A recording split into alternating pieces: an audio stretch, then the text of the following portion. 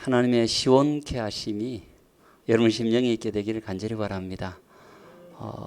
굉장히 더운 날씨가 정말 정신을 차리지 못할 그런 날씨인 것 같아요. 의식적으로 내가 정신을 차려야지 이 정도 더위인 것 같아요. 저도 막 넋놓고 있으면 사람이 어디로 이렇게 흘러갈지 모를 정도로 굉장히 더운 그런 날씨로 우리가 살아가고 있는데, 여러분 모두가 주의 은혜 가운데 하나님의 은혜로 말미암아 정신을 잘 이렇게 중심을 잡고 살아가시길 간절히 바랍니다. 원래 오늘 제가 그쪽 정신은 차리는데 이쪽 정신을 못 차려가지고 이 첫 주라는 걸 잊어버려가지고 직원회도 하는데 직원회를 첫 주 하는데 그것도 제가 첫 주라는 걸 잊어버려가지고 지금 오늘은 기도하는 시간인데 제가 깜빡했어요. 그래서 금요일 날 기도회를 이렇게 좀 인도를 하겠습니다. 첫 주더라고요 보니까. 제가 좀 헷갈려서 죄송합니다. 우리 연일 우리 세울산 교회가 주체가 되는 우리 맨발 걷기 행사, 또 동해안 여성 영성 수련회, 아주 이렇게 아주 큰 행사인데 서로 이렇게 협심하여서 돕는 모습 보면서 참 마음에 감사했고 참 뿌듯했습니다. 우리 세울산 교회 영향이 정말 이 정도로 크구나라는 생각에 이런 영향을 주신 하나님께 감사드리고 또 순종하신 모든 분들에게 정말로 진심으로 감사를 드립니다. 지난번에 우리가 선지서를 보면은 하나님의 마음을 알 수 있는데, 하나님께서 말 안 듣는 자식에게 하나님의 마음을 갖고 선지자를 파송하셨고, 또 집 나간 자식들, 또 아예 딴집 살림 차린 자식들. 그래서 하나님의 가슴 속에서는 어떤 자녀도 어떤 자식도 버림받은 자녀가 없고, 어떻게 해서든지 말을 안 듣거나 집을 나가거나 딴집 살림 차려도 자식은 자식이니까 애끓는 심정으로 우리 하나님의 백성들에게 호소하고 또 하나님께서 개입하시고 인도하시는 모습을 우리가 공부를 했습니다. 그래서 집 나간 자식들에게 보내는 하나님의 메시지를 간단하게 봤고, 또 딴집 살림 차린 이방인들에게 보내는 메시지를 우리가 간략하게 살펴봤고, 이제 대부분의 선지서들은 말 안 듣는 자식과 전체에게 말씀하는 말씀입니다. 그래서 말 안 듣는 자식 이사야, 또 미가 살펴보고, 이제 지난번에 예레미야를 좀 살펴봤습니다. 여러분 이사야가 BC 740년경에 봉사를 하면 그 한 100여 년 뒤에 누가 봉사하냐면 예레미야가 봉사를 합니다. 아주 이 선지자 중에서 우리가 특별하게 잘 아는 선지자들이죠. 이사야 기별 후에 한 100여 년 후에 예레미야 선지자가 활동합니다. 기원전 627년에서 586년. 지금 이사야가 봉사할 당시에도 강대국의 틈바구니 속에서 굉장히 어려운 시기에 이사야가 부름을 받고 하나님의 기별을 전했습니다. 그때 만약에 하나님의 기별을 가진 선지자의 기별이 없었다면 나라는 정말로 희망을 걸 데가 없는 것입니다. 오늘 우리가 마지막 시대가 어떻게 흘러갈 것인지 하나님께서 큰 것을 다 말씀해 주셨는데, 그런 선지자의 기별이 없다면 우리 인간의 예측하고 그렇게 신앙을 한다고 생각을 해본다면 정말 두려운 것입니다. 어느 길이 바른 것인지 우리가 물론 성경을 통해서 우리 하나님께서 제시를 해 주셨지만은 그 여러 가지 샛길들이 있기 때문에 우리가 이 하나님의 말씀과 또 선지자의 기별을 우리가 갖고 있지 않다면, 그 당시에 예언서에 보더라도 이사야 선지자 시절에 이사야 선지자라는 그 선지자의 기별을 갖고 있지 않았더라면 정말로 백성들은 어디 마음을 둘 곳이 없습니다. 어디 의지할 데가 없습니다. 왜냐하면 나라가 부강하고 나라가 어느 정도의 나라로서의 형태를 유지해야지만 내 재산이 필요하고 의미가 있고 모든 것이 의미가 있습니다. 나라가 망할 때쯤 되면 아무것도 의미가 없는 것입니다. 그런데 그런 아무것도 없는, 의지할 곳도 없는 그 시절에 이사야 선지자를 통해서 하나님께서 선지자의 기별을 주시고 확신하게 하신 것입니다. 그러니까 우리가 지금은 마치 공기처럼, 공기가 없어지면은 우리가 그냥 숨 쉬고 있기 때문에 이 공기의 소중함을 잘 모르는데, 우리가 코를 막고 한 1분만 있어 보더라도 이 공기가 얼마나 우리에게 소중한 존재인가, 소중한 것인가를 깨닫게 되듯이 우리가 이 선지자의 기별, 우리가 이 요즘 이사야, 예레미야 이런 어떤 선지서들을 지금 공부하고 있는데, 선지자의 기별이 없었다면 그 당시의 사람들도 어디 마음 둘 곳이 없었고 오늘날도 마찬가지입니다. 그래서 이런 우리 선지서를 공부하면서 여러분들이 다시 한번 서재에 있는 선지자를 통해서 주신 예언의 신이라고 하죠. 그런 기별들을 잘 한번 읽어보시면 정말로 우리가 어려울 때, 물론 평상시에도 힘이 되지만 어려울 때, 내가 마음 둘 곳이 없을 때 그때 큰 위안이 되고 힘이 될 것입니다. 이사야 선지자가 그때 아주 이렇게 아시리아가 쳐들어오는 아주 어려운 국제 정세 속에서 선제 활동을 시작하고 또 기별을 전했는데, 예레미야는 거의 나라가 멸망에 끝나는 그 시점에 이 선지자가 활동을 합니다. 그래서 이미 북이스라엘은 멸망했고 주변 3대 강국 현황을 보면 아수르라는 나라는, 이사야 당시에는 아수르라는 나라가 굉장히 강한 나라였지만은 이 당시에 이제 예레미야가 부름을 받고 봉사하는 시기에는 이 아시리아가 약세, 이 강대국에서 조금 약한 시절이었고, 이제 누가 그 중동 지역에 전 세계 패권을 장악했냐면 이 바벨론이 이제 강세를 했고, 그 다음에 애굽입니다. 그 당시에 이 유다를 둘러싼 주변 3대 강국을 보면 아시리아, 바벨론, 애굽인데, 이 아시리아와 애굽은 이제 약세로 흘러가고 이제 바벨론이 아주 강한 그런 시대에 이제 유다 나라에서 예레미야가 부름을 받습니다. 그 당시 예레미야가 봉사하던 그 당시에 왕들이 요시야, 여호하스, 여호야김, 여호야긴, 시드기야 이래 됩니다. 그래서 이걸 제가 학교 다닐 때 차도 안 외워져 가지고 저는 이렇게 외웠어요. 그냥 예레미야가 봉사하는 시절은 요사의 밤은 하도 스산해서 김 빠지는 긴 밤일세 그려, 이렇게 제가 외웠어요. 이게 무슨 뜻이냐면 요사의 밤은 요시아입니다. 그죠? 하도 스산해서 여호와하스, 김 빠지는 여호야김, 여호야긴, 밤야자서 시드기야. 원래 제가 남방 유다 왕들 외우는 이렇게 쑥 문장이 있는데 나중에 제가 한번 알려드리겠습니다. 긴 문장은. 근데 아주 짧은 문장은 예레미야가, 저는 그렇게 생각해요. 예레미야가 하도 하나님의 기별을 증거했는데 백성들이 하도 말 안 들어서 하늘을 쳐다보니까 마음이 너무 아파서 했던 한 구절이 요사의 밤은 하도 스산해서 김 빠지는 긴 밤일세 그려라고, 이렇게 저는 제가 그렇게 해서 외워가지고 학교 다닐 때 우리 친구들인데 많이 이렇게 이야기를 해줬어요. 예레미야. 그래서 예레미야가 봉사한 밤은 요사의 밤은 하도 스산해서 여호하스, 김 빠지는 여호야김, 그 다음에 긴 밤 여호야긴, 밤은 밤야자니까 시드기야 이래 됩니다. 그래서 완전히 이제 요시야 때 좀 반짝 유다가 조금 이제 회복이 되었고, 그 다음부터는 완전히 내리막 가다가 나중에 완전히 시들해져 시드기야 때 남방 유다가 멸망하는 그런 아주 나라가 멸망하는 그런 어떤 순간에 봉사한 선지자입니다. 근데 나라가 멸망을 했지만 이 예레미야 선지자를 통한 선지자의 기별이 없었더라면 정말 백성들은 어디 마음 둘 곳이 없었을 것입니다. 나라가 평안할 때는, 나라가 좋을 때는 사람들이 대부분 다 돈으로 이렇게 경제적으로 많이 관심을 갖는데 의미가 있으니까요.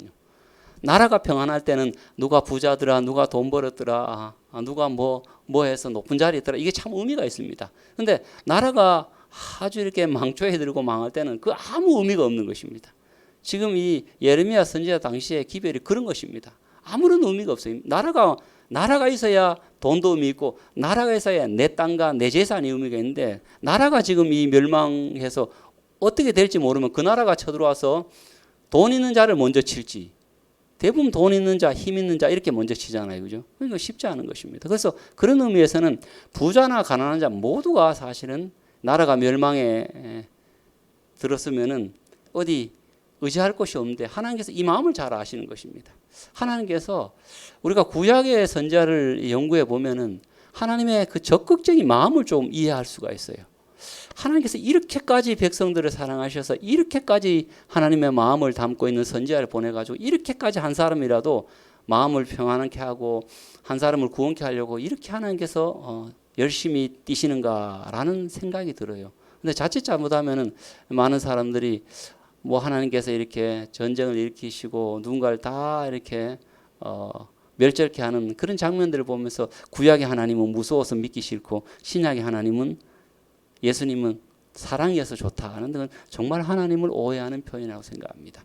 구약의 이 선지서들을 보면은 하나님께서 이렇게까지 백성들에게까지 적극적으로 나가시고 적극적으로 자기 마음을 표현하시고 어떨 때는 왕이 그 정도로의 체면을 벗어 던지면서 이렇게까지 할 수 있을까 정도로 하나님께서 하시는 모습을 이렇게 보면은 참 마음에 이 선지자의 기별들이 전부 다 하나님의 마음의 표현이기 때문에 그걸 이렇게 읽어보면 참 마음에 이렇게 짠하다고 표현해야 됩니까?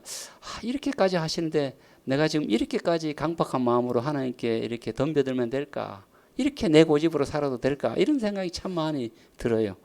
자, 그래서 이 예레미야 선지 활동 시기가 요시야, 여호하스, 여호야김, 여호야긴, 시드기야 되죠. 요시야의 아들이 여호하스, 그죠? 그 다음에 여호야김. 이 여호야긴은 여호야김의 아들입니다. 시드기야도 이 요시야의 아들들입니다. 요시야가 정말 예레미야가 요시야에 굉장히 기대를 걸었어요. 왜냐하면 하나님께 딱 붙어가지고 하나님의 약속을 의지하여서 이스라엘 백성들, 유다 백성들을 어떻게 해서든지 하나님께로 이렇게 인도하려고 굉장히 종교개혁을 일으키고 굉장히 신실하게 했기 때문에 이 예레미야가 요시야 왕에게 굉장한 권면을 하고 또 권면을 하면은 이 요시야 왕이 참 고마워했어요. 아멘, 감사합니다. 하나님께서 또 선지자님을 통해서 하나님의 기별을 주셨네요. 감사합니다. 감사합니다 하니까 얼마나 예레미야가 힘이 났어요.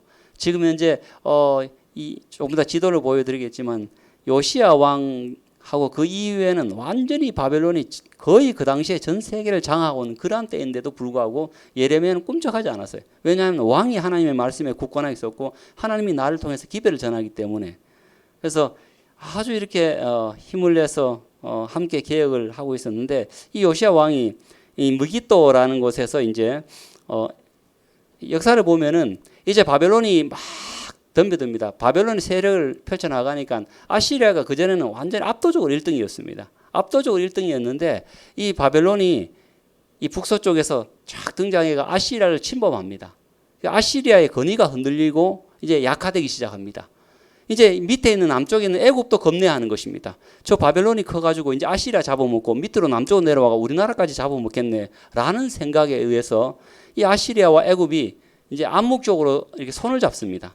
그래서 아시리아하고 애굽하고 서로 교신하면서 야 애굽, 너 저기 강 건너 불구경할 거 아니다고. 이 바벨론이 얼마나 강력한지 우리 아시리아의 나라를 자꾸 침범해 오는데 우리 다음에는 너희다. 그러니까 적당할 때 이 바벨론의 이 세력을 저지해야 되니까 우리 힘만으로 좀 약하니까 야 남쪽 애굽에서 좀 도와주라 하니까 영원한 적이 없어요.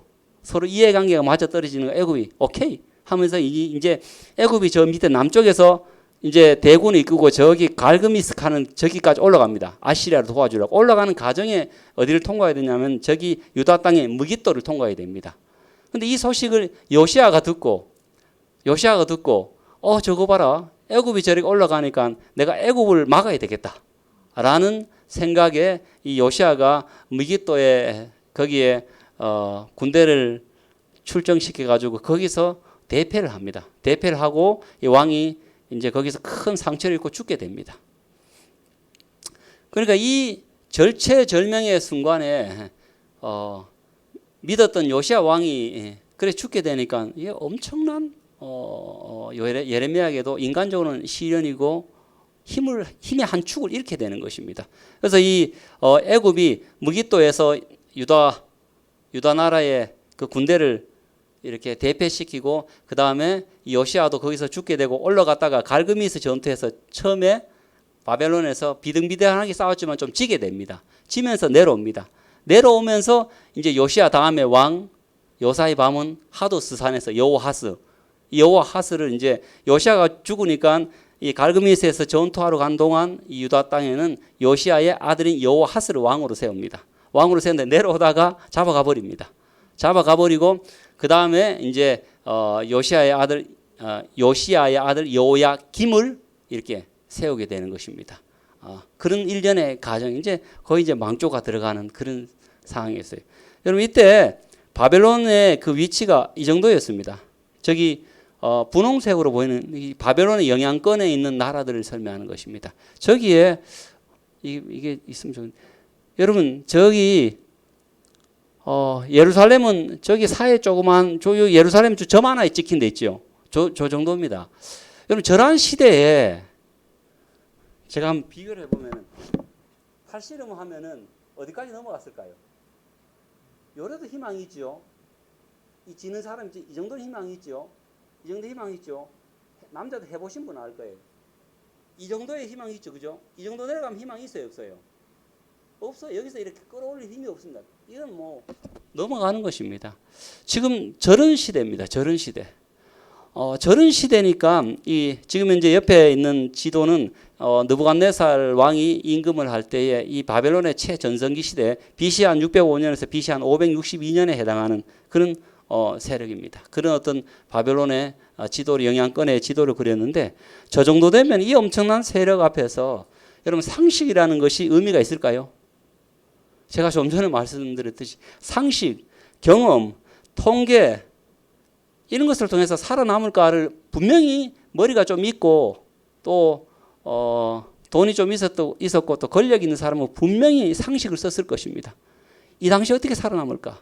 그 다음에 국제 정세를 살피면서 어떻게 하는 노선이 우리 집안을 보존하고 내 재산을 조금이라도 지킬 수 있는 방법일까? 아니면 내 힘과 권력을 지킬 수 있는 방법일까? 많이 궁리했지만 이 정도의 세력 앞에서는 상식도 의미 없고 경험도 의미 없고 내 재산도 의미가 없는 것입니다. 왜냐하면 제도 자체가 다 무너지기 때문에 어떻게 할지 아무도 알 수가 없습니다. 자, 여러분 한번 생각해 보십시오. 이때 요시아도 죽고 그나마 진짜 요시아가 저럴 때 요시아를 둘러싼 유다 나라의 세력이 저럼에도 불구하고 예레미야는 기별이 섰고 지도자가 기별 앞에 국권이 섰을 때는 희망이 있었습니다. 여러분 저런 상태에서도 희망을 가질 수가 있었습니다. 그런데 이제 요시아 왕이 죽고 나니까 이제 예레미야도 사실 인간적으로 힘이 많이 떨어졌겠죠. 그럼에도 불구하고 하나님께서 예레미야를 다독거려 가지고 예레미야를 통해서 기별을 보내줍니다. 선지자의 기별.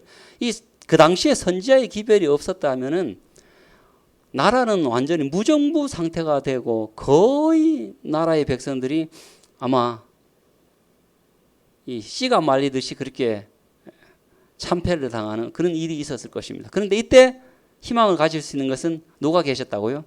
하나님이 계셨고 하나님의 선지자의 기별이 있었다라는 사실입니다.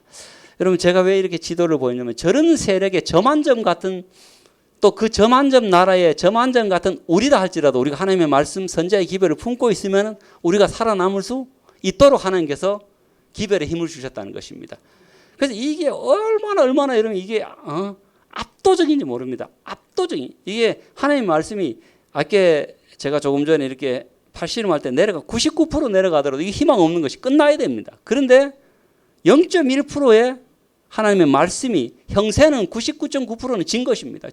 여러분 저 정도면 99.9%가 아니죠. 99.99%입니다. 저런데도 하나님께서 희망을 줍니다. 하나님이시기 때문에 하실 수 있는 말씀입니다. 이 선지자의 기별이 얼마나 앞으로 가면 갈수록 선지자의 기별 속에 하나님께서 이 성경 말씀과 예언의 신의 기별 속에 엄청난 이 잠재적인 에너지를 그 속에 넣어 놓으셨어요. 우리가 그냥 훈민정음으로 글자를 읽는 것이 아니라 그 한 말씀 한 말씀 속에 엄청난 신의 능력을 집어넣어 놓으셨기 때문에 우리가 형세는 99.99%의 그런 형세는 우리가 멸망할 형세이지만 99.99%에도 0.01%라도 하나님의 말씀을 확신하고 있다면 일어서는 것입니다. 그럼 앞으로 우리가 형세로 봐서는 99% 절망적인 곳에 도달하게 될 것입니다. 그때 0.1%라도 산을 옮길 만한 겨자씨 하나만큼 믿음이 있더라도 우리가 산을 옮길 만한 믿음을 하나님께서 행사하시겠다는 것입니다. 생생하게 역사 속에서 기록이 됩니다. 저와 같은 상황 속에서 하나님께서 예레미야를 통해서 말씀을 하십니다. 전성기 시절의 영토를 제가 오늘날 지도와 보면 이랬습니다. 완전히 중동을 다 이렇게 장악하고 있는 그런 어떤 지도. 여기에 점 하나 있는 게 예루살렘입니다. 이제 북방 이스라엘은 멸망했고 참 이 하나님의 말씀이 얼마나 파워가 있는지 이런 기별 속에서도 이런 상황 속에서도 하나님께서 기별을 보내십니다. 예레미야에게. 여러분 이 당시에 마지막 이제 여호아하스, 여호야김, 여호야긴, 시드기야 이 왕들 지도자 정말 우리가 역사를 보면 지도자의 기준과 방향은 하나님의 약속의 말씀이어야 됩니다. 아무리 나라가 99% 형세가 불리하다 할지라도 단 1%, 단 0.1%라도 하나님의 확실의 말씀을 들었었더라면 히스기야 같은 일들이 일어나는 것입니다. 그런데 안타깝게도 이 지도자의 기준과 방향이 하나님의 약속의 말씀에서 벗어났기 때문에 그 0.1%의 하나님께서 힘을 실어줄 수가 없는 순종을 해야지만 힘이 일어나는 것입니다. 그런데 순종하지 않기 때문에 힘을 일으킬 수가 없는 것이 하나님께서. 요시아는 그래도 하나님의 약속의 중심에 서서 부흥을 일으켰습니다. 그 다음에 요시아 아들 여호아하스 애굽에서 제가 조금 전에 말씀드렸듯이 갈그미스 전투 1차 전투에서 이렇게 비슷비슷하게 싸우다가 애굽이 좀 패해서 내려오다가 여호아하스를 이제 폐위시킵니다. 근데 뒤에 역사를 보면 이제 2차 전투 또 올라가다가 이제 완전히 이제 아시리아와 애굽이 멸망을 하게 됩니다. 이 갈그미스 그 2차 전투에서. 자, 그리고 여호아하스는 애굽으로 끌려갑니다. 자, 이때 여호아하스 여호야김에게 이미 하나님께서 기별을 전했습니다. 예레미야 선지자를 통해서. 너희들의 정치 노선을 친 애굽하지 말고 친 바벨론 하라고 했습니다. 그럼 우리가 이건 정치가 아니라 하나님의 말씀인 것입니다. 미래를 내다보시는 하나님께서 자기 백성을 조금이라도 덜 맞게 하기 위해서 자기 백성을 어떻게 사는지 좀 덜 고생스럽게 그들이 고국 땅에서 배우지 못한 교훈을 저기 먼 땅에서 좀 배우도록 그럼에도 불구하고 덜 고생하도록 덜 맞도록 하나님께서 그렇게 애를 썼던 것입니다. 그래서 하나님께서 예레미야 선지자를 통해서 누차 아주 반복적으로 하나님께서 뭐라고 말씀하시면 친 바벨론 하라 했습니다. 이것은 뭐 어쩌면은 이스라엘 백성들 입장에서는 예레미야가 매국노와 같은 사람일 것입니다. 참 선지자하기 쉽지 않습니다. 아마 목회를 하면서 예레미야 선지자만큼 욕을 얻어먹고 오해를 받고 그렇게 한다면 목회를 롱런할 사람이 과연 있을까 할 정도로 예레미야는 정말 좋은 대접 받지 못했습니다. 왕에게 말하면은 매국노처럼 말한다고 시위대 그 왕궁에 그 가드나 뿌리지요. 얼마나 또 모욕을 당하는지 몰라요. 또 하나님께서 예레미야 선지자를 통해서 나중에 좀 볼 텐데 시키는 거 보면 얼마나 힘든 건지 모릅니다. 여러분 그냥 이렇게 하는 것이 아니라 백목사 사택에서 교회 좀 왔다 갔다 이런 정도가 아니야. 한 번씩 가면요 500km를 옮겨야 돼요. 500km까지 걸어가가지고 그거 뭐 하고 또 다시 와가지고 또 다시 가라고 하고 뒤에 보면 알겠지만 결혼도 하지 마. 그 남자들이 그렇게 하고 싶은 결혼도 하지 마 이렇게 말합니다. 그러니까 이 선지자 제가 이렇게 보면서 한 번은 제가 우리 이렇게 연차가 조금 낮은 우리 목회자들에게 교육할 기회가 있어가지고 야 진짜 우리는 선지자보다는 100배 1000배 대접을 잘 받고 있다고. 우리 교회에서 뭐 때로는 혹시나 목회자를 오해해서 이렇게 한다 할지라도 예레미야처럼 그런 대접받는 사람이 있냐고. 아무도 없다고. 그럼에도 불구하고 예레미야는 자기의 소명을 다 감당을 했는데 우리가 사명의 백성인데 우리가 이렇게 다독거려주고 하지만 우리가 성경에 있는 선지자들을 묵상하고 그 선지자에게 힘을 주신 하나님을 생각함으로써 우리 끝까지 우리 하나님께서 맡겨주신 사명을 감당하자라고 그렇게 제가 한번 이야기한 적이 있는데 정말로 이 예레미야가 참 어려운 시절에 그렇게 오해를 받으면서도 끊임없이 여러분 친 바벨론 하십시오. 그래서 왕들이 친 바벨론 했으면은 그렇게 자기 앞에서 자기 아들이 죽고 자기 눈이 이렇게 빠지고 또 왕이라 할지라도 여러분 자기 백성이 잡혀가는 모습 보면 아무리 왕이 마음이 이기적이고 마음이 그렇다 할지라도 자기 백성이 내 자식들이 이렇게 끌려가는 모습 보면은 그 마음의 고통이 얼마나 크겠습니까? 그거 겪지 말라고 하나님께서 예레미야를 통해서 무수히 많이 친 바벨론 하라고. 바벨론 너들 덤비지 마라. 못 이긴다. 너들이 처음부터 그렇게 우상을 멀리하고 그렇게 하나님 말씀에 약속에 굳건히 섰다면 바벨론은 아무것도 아니다. 그러나 지금 상황으로 봐서는 바벨론에 포로로 잡혀가야 된다. 그렇게 흘러가니까 그 자꾸 덤벼들려고 하지 말고 그냥 알겠다고 고분고분 말하고 그래야 너들 그 예배라도 드리고 그래야 너들 삼시세끼 중에 그래도 두 끼 반이라도 얻어먹고 산다 알았지. 이렇게 했는데도 불구하고 이 여호야김이 애굽에 또 붙습니다. 애굽에 붙었다가 또 바벨론이 뺨을 한번 탁 때리니까 또 바벨론에도 내뜸 붙어가 또 조공을 바칩니다. 그러다가 또 바벨론이 좀 힘이 좀 약간 빠져 다른 나라 힘이 좀 약간 세진다는 정보를 듣니까 또 어디도 붙습니까? 애굽에 또 붙습니다. 그래서 포로로 잡혀갑니다. 아유, 이 선지자가 그런 말 했잖아요. 선지자의 기별이 있잖아요. 여호야긴 이 사람도 어떻습니까? 괜히 좀 덤벼들고 이쪽 저쪽 저름질하다가 이렇게 눈치 보다가 눈치 볼 필요 뭐 있습니까? 하나님의 말씀이 있는데 여러분 우리가 하나님의 분명한 말씀이 있는 것은 순종이냐 불순종이냐 문제입니다. 그 재 보는 것 아닙니다. 우리가 확실하지 않는 것은 여러분 재 봐야 됩니다. 그러나 하나님의 분명한 말씀이 있는 것은 순종할 것인가 불순종할 것인가 이것이 우리가 선택의 범위지. 아유 내가 오늘 양복을 입을까 아니면 웃도리를 벗을까 이거는 생각을 해야 됩니다. 그죠? 가치가 있으니까. 이게 중립입니다. 그죠? 돈을 어떻게 쓸 것인가 말 것인가 이거는 중립적인 문제입니다. 그렇기 때문에 생각을 해봐야 됩니다. 우선순위에 하나님의 말씀에 합당한 그곳에 하나님의 자금을 써야 됩니다. 이것은 생각해 봐야 됩니다. 그러나 안식일을 지켜야 될까요? 말해야 될까요? 여러분 이거는 생각을 해봐야 됩니까? 이 생각할 문제가 아닙니다. 순종하느냐 불순종하느냐의 문제입니다. 우리가 이럴 때 어떤 선택과 고민의 상황에 딱 도달했을 때 이게 순종의 문제인지 아니면 이게 선택의 문제인지 우리가 생각을 잘 해봐야 됩니다. 순종하고 불순종하고 문제인데 이걸 자꾸 내가 선택할까 말까 하는 건 쓸데없는 고민하는 것입니다. 여기도 여호야긴이 참모들하고 회의를 많이 했겠지요. 이게 회의할 겁니까 이게? 정보를 갖고 와보라고. 애굽이 조금 더 힘을 펼 것인가? 아시리아가 좀 나을까? 어디 붙으면 나을까? 이게 회의할 겁니까 이게? 이건 회의할 것 아니에요. 하나님께서 친바벨론 하셨기 때문에 그 바벨론에 붙으면 되는 것입니다. 그 다음에 회의할 건 뭡니까? 우리가 바벨론에 어떻게 하면은 덜 맞고 붙는 걸 어떻게 붙으면 좋을까? 걔네들이 뭘 좋아할까? 그래서 우리가 적어도 하나님의 말씀에 벗어나지 않고 우상을 숭배하지 않는 범위 내에서 그들에게 선물을 주자. 그들에게 하자. 바벨론에 갔는데 만약에 바벨론 신전에 우리 보고 예배하고 절하라 하면 어떻게 할까? 그런 걸 여러분 고민해야 되는 것입니다. 순종을 하고 그죠? 그러면은 어떻게 말해가지고 우리가 그래도 이렇게 신전에 절은 하지 않도록 하자. 이런 걸 고민해야 되지. 이걸 여기 붙을까 저기 붙을까는 하나님께서 말씀을 주셨는데 왜 거기다 이렇게 하는 것입니까? 그래서 우리가 간혹가다 고민하는 거 보면은 고민하지 말아야 될 것은 고민하고 고민해야 될 건 안 하는 경우가 참 많아요.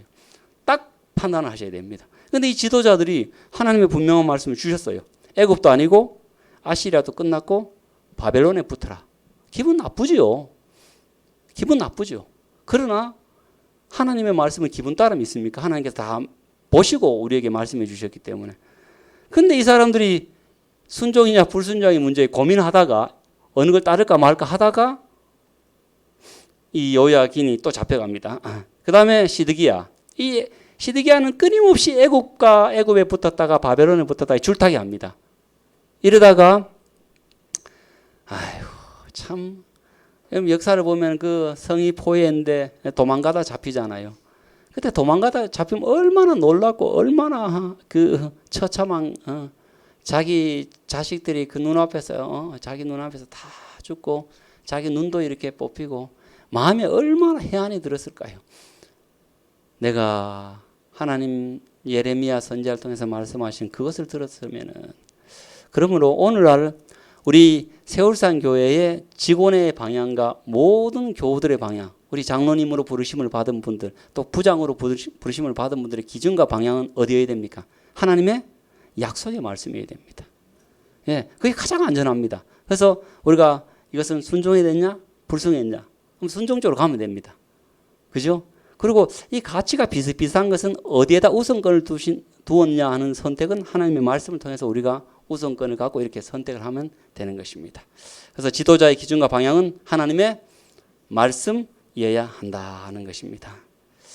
자, 여러분 하나님께서 제가 조금 전에 말씀드렸듯이 하나님이 신이십니다. 하나님이 신이시고 이 말 안 듣는 자식에게 끊임없이 어느 정도 개입까지 하시는지 이렇게까지 하시면서 하나님께서 저들을 구원하고자 하는 노력하시는 하나님의 모습이십니다. 어쩌면은 이 예수님께서 성육신 하신 모습이 신약에 나타났다면은 구약의 하나님, 많은 사람들이 겁내하는 구약의 하나님은 어쩌면 선지자를 통해서 그의 마음을 적극적으로 이렇게 개입하시는 것입니다. 저 정도로 말 안 듣고 저 정도로 딴 집 사람 차리고 저 정도로 집 나가면 이제 포기해야 되는데 하나님께서는 그렇게 하지 않고 끊임없이 선지자를 보내가지고 자꾸만 호소하는 모습이 이 여러분 선지자의 모습 속에서 우리가 하나님의 모습을 이렇게 투영해서 보는 것입니다.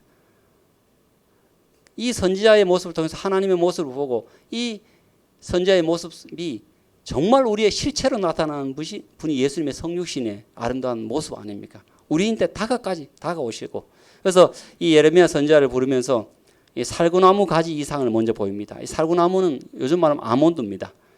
예레미야 선지자를 보면서 갑자기 왜 뜬금없이 하나님께서 살구나무 가지를 보여주시는가?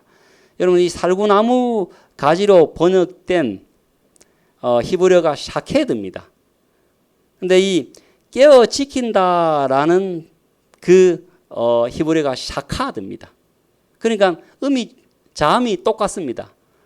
우리 이걸 가지고 언어 유희라고 말합니다. 그 언어 좀 다른 말 말장난이라고 비슷한 단어를 가지고 이렇게 말하는 것입니다. 요즘 말하면 아재 개그 같은 것입니다. 예? 그래서 우리가 아재 개그 할 때 뭐 이렇게 바나나를 주면서 바나나 먹으면 나한테 바나나? 이건 윤지사님 아재 개그가 통하네 보니까. 저는 여기 세월 사는 한 명도 안 돼. 고효정 집사님 또 통하는 것 같은데. 이런 건 그러니까 바나나하고 뒤에 바나나하고 비슷한 거잖아요, 그죠? 요거 가지고 좀 고상한 말로 언어 유희, 말장난 이렇게 표현하기도 하죠. 그러니까 뭐 바나나 먹으면 나한테 바나나 오늘 더워서 수박을 먹을 수밖에 없다.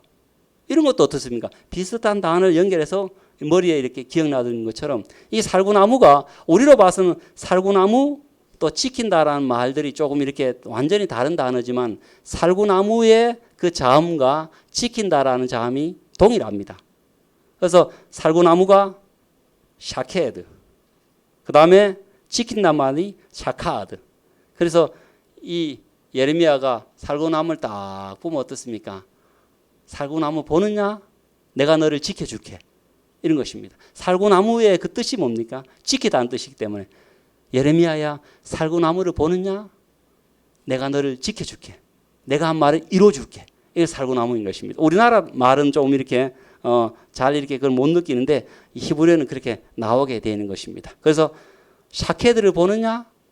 내가 샤카다 할게. 네. 살구나무 보느냐? 내가 널 지켜줄게. 우리나라 말로 번역하면 그런데 히브리 말은 샤케다 보느냐? 내가 샤카다 할게. 이런 뜻입니다. 그냥 쏙쏙 들어오는 거죠. 이것을 통해서 지금 예레미야야 내가 이 하나님의 백성을 위해서 이렇게 기별을 너희인데 전하게 할 것이다. 아마 처음부터 그렇게 어렵고 힘든 기별이라고 다 공개하지 않았을 것입니다. 그런데 앞으로 혹 네가 순종하기 어려운 것들이라 하고 또 조금 내가 깨닫기 힘들 것이라도 꼭 지켜줘. 내가 다 네가 니를 통해서 한 말을 다 내가 이루도록 내가 지키고 이루게 할 거니까 살구나무 한번 보라고.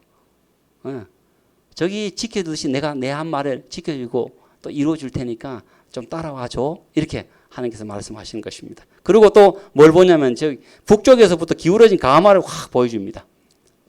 이게 사실 전반적으로 끊임없이 이 예레미야가 전해야 될 기별입니다. 저 북쪽에서 항아리가 끓는 가마가 펄펄 끓다가 막 확 부어버리는 것입니다. 이거 뭐 어느 쪽으로 흘까요? 남쪽으로 흘러오겠죠. 이게 뭘 뜻할까요? 여러분 다 아시겠죠, 그죠?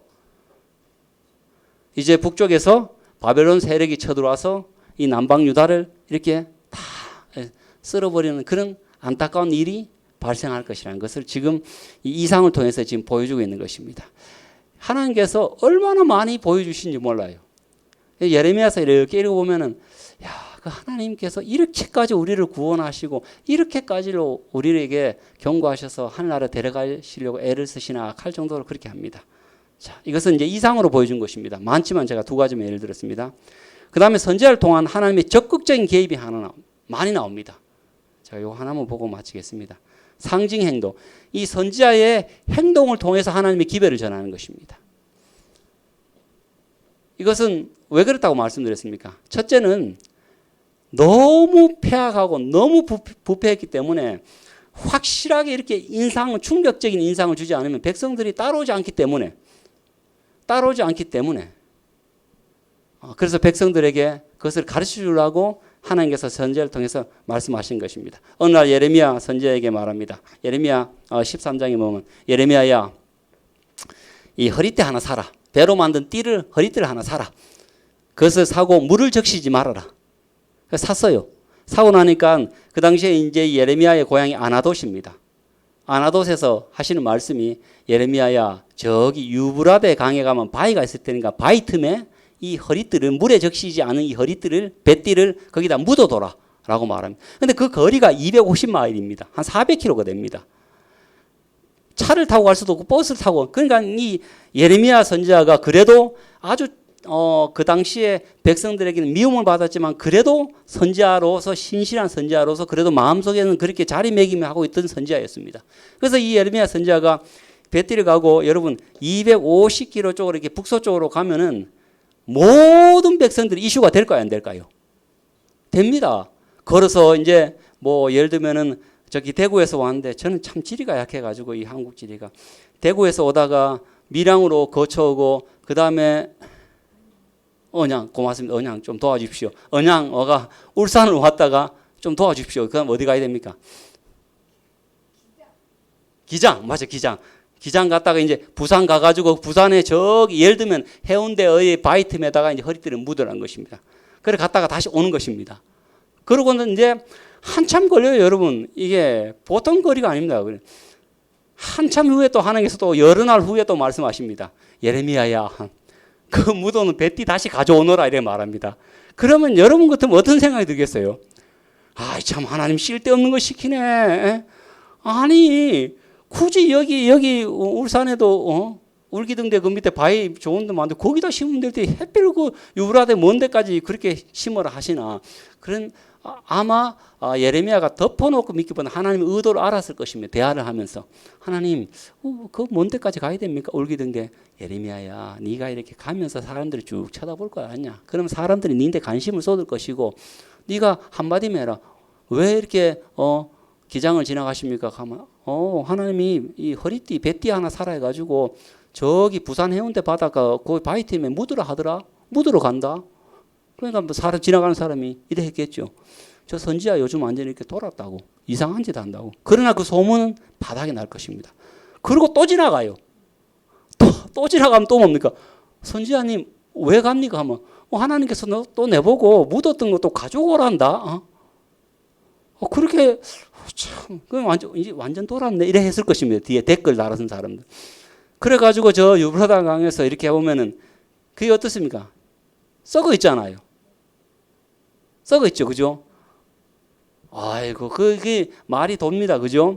썩은 배띠를 이렇게 쭉 가져오면은 아이고 그 몰라서 그거 가져오냐고. 그만큼 지나서 바위템에 습한 데 묻어놓으면은 그것이 썩지요 하면은 예레미야가 한마디 하는 거지 뭐. 그때 예레미야 보고 예레미야야 네 그때 한마디 해라.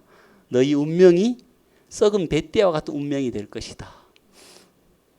야, 여러분 너무 막 그렇게 하나님께서는 전적으로 예레미야를 이렇게 한 거지. 그 한마디 하라는 거지. 그럼 막 계속 하면서 이동호 장로님이 예레미야님 뭐 또 그거 다 썩은 배띠 가져오십니까? 너들 운명이 이렇단다. 너들 운명이 이렇단다. 이렇게 말을 하라고 하나님께서 가르치신 거예요. 그러면 이 내용이 어떻게 할까요? 삽시간에 다 퍼지는 것입니다. 예레미야 선지자가 우리가 이해할 수 없는 행동이 있었는데 아니 배띠를 가지고 유브라데 강까지 그게 왕복이 500마일이 넘는 것입니다. 뭐 800km에서 1000km 되는 걸 왕복이니까 왔다 갔다가 또 왔다 갔다 하는 그 소문이 바닥에 퍼지고 모든 백성들이 그 설교는 그 행동으로 말하는 설교는 다 듣는 것입니다. 하나님께서 무슨 뜻입니까? 어떻게 해서든지 백성들을 좀 설득해가지고 쓸데없는 애굽에 붙지 말고 망할 아시리아에 붙지 말고 하나님의 말씀에 있는 이게 바벨론이라는 곳에 이렇게 절하는 것이 아니고 하나님의 말씀에 순종하는 것입니다.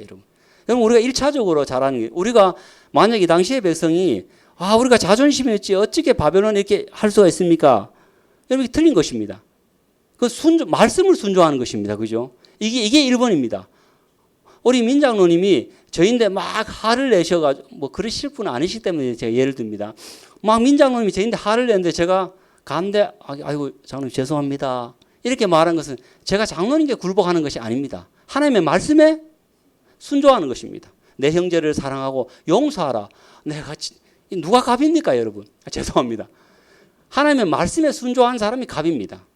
근데 우리가 사람을 쳐다보면은 내 자존심 상하고 어떻게 내가 난 못하겠다고 이제 목사 안 하면 되지 뭐 정재근 장로는 나 안 할랍니다 이제 이래 되는 것입니다. 우리가 사람의 이 바벨론에 이렇게 굽힐 때 바벨론에 굽힌다라고 생각하면 못합니다. 자존심 상해가 민족적 자존심 상하기 때문에 그렇게 하면 신앙을 못합니다. 이건 바벨론의 눈앞에 보이는 바벨론에 붙는 것이 아니라 하나님의 말씀에 순종하는 것입니다. 제가 정독태 장로님에게 기분이 언짢은데도 다 예를 들어야 공평한 것 같은데 뭐 이고봉 장로도 예를 들면 하여튼 제가 기분이 언짢은데도 불구하고 윤정희 집사님에게 집사님 안녕하세요 하는 것은 제가 집사님에게 굴복한다는 그건 두 번째 의미고 첫 번째 의미는 사랑하고 용서하고 나보다 남을 낫게 여기라는 하나님의 말씀에 순종하는 것입니다. 그렇기 때문에 제가 자존심이 나서는 것이 아니고 하나님의 말씀에 순종하기 때문에 아이고 집사님 제가 죄송합니다. 잘못했습니다. 장로님 안녕하세요. 이렇게 인사할 수 있는 것입니다. 여러분 이 구분을 잘 이렇게 하셔야 됩니다. 그런데 참 안타깝게도 이렇게 함에도 불구하고 물론 돌아서는 사람도 있었을 것인데 결국은 나중에 이런 장면이 계속해서 나옵니다. 이렇게 하나님께서 아주 애절하고 간절한 마음으로 개입하시고 말씀하셨지만 여전히 이스라엘 백성들은 하나님의 말씀에 순종하지 않고 우리가 어떻게 바벨론이라는 나라에 속국이 될 수 있냐. 자존심 상하게. 남자가 가오가 있지. 유대 민족이 서민 민족인데 가오가 있지. 예. 말씀을 떠난 가오는 아무것도 아닌 헛방입니다. 그래서 참 선지자가 이렇게 하셨는데도 불구하고 듣지 않았기 때문에 그들이 아주 암울한 미래를 그럼에도 불구하고 또 뒤에 또 희망을 주십니다. 하나님 참 고마우신 분이십니다. 오늘 우리에게 그래도 예레미야 선지자가 있었다는 사실에 그 당시의 백성들이 그래도 올바로 똑바로 살라는 사람은 중심을 잡을 수 있었듯이 앞으로 혼란된 시절에 우리가 중심을 잡을 수 있는 것은 하나님의 말씀과 선지자의 기별밖에 없다는 생각이 확실합니다. 여러분 서재에만 두지 마시고 성경과 예언의 신의 기별 평상시에 공기로 숨을 쉬듯이 그렇게 평상시에 마음에 새겨 놓으심으로 말미암아 어려울 때 힘이 되는 말씀을 경험하게 되길 간절히 바라면서 오늘 말씀을 마치도록 하겠습니다.